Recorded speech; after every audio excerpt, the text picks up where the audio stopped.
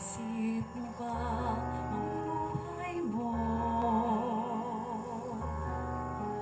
Bakit ka inilagay sa mundong ito? Kung saan ka nanggaling, kung saan ang patutunguhan, may dahilan kahit hindi mo ito alam. Ano kaya ang iyong gagawin? Ipagpatuloy mo ba ang iyong mga gawain? Kung magbabago ka ay simulan mo na ngayon. Tutulungan ka ng Panginoon. Sa Kanya ibigay mo ang sarili, puso't kaluluwa. Huwag nang maghintay pa, ngayon mo ito gawin. Sapagkat di mo batid kung anong dala ng bukas para sa'yo. Kaya't ihandog mo na ngayon sa Kanya ang buhay mo.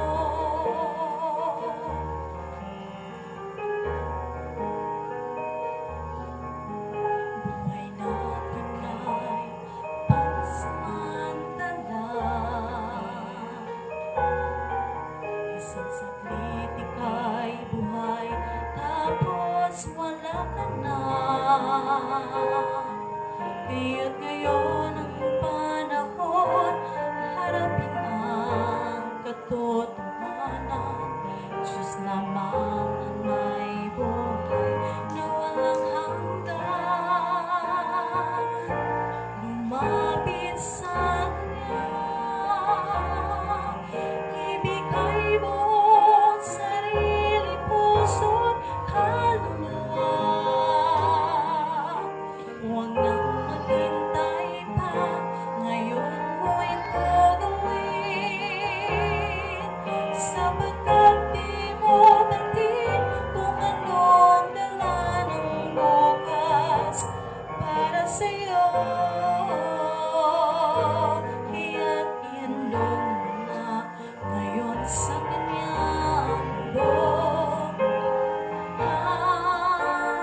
mo. Huwag nang magduda pa, ngayon'y gawin mo na.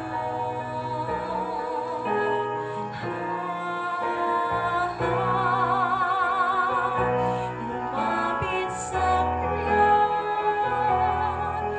ibigay mo ang sarili, puso't kaluluwa.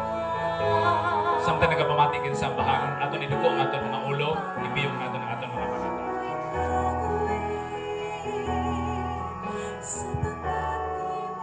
Sabihan, sa aton mga seminarians ni Ari subong nga gabi, samtang nagadugo kita sa aton mga ulo, nagapiyong sa aton mga mata.